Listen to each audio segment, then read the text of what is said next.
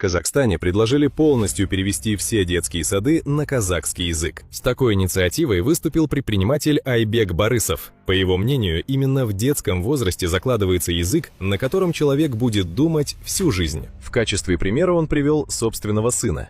Барысов рассказал, что 5-летний ребенок свободно говорит на казахском и английском языках, но совсем не говорит по-русски. Сам предприниматель объясняет это просто. Дома семья всегда общается только на казахском языке. По его словам, так было и в его родительском доме, где разговаривать по-русски не принято до сих пор. При этом Барысов считает, что взрослых не нужно заставлять срочно переходить на казахский язык. Он признает, что для многих это непросто. Зато, по его мнению, достаточно перевести все детские сады страны на казахский язык, и новое поколение казахстанцев будет свободно владеть государственным языком с самого детства. А как вы считаете, стоит ли переводить все детские сады Казахстана на казахский язык? Напишите в комментариях, а подробнее читайте статью на сайте Алтын Орда.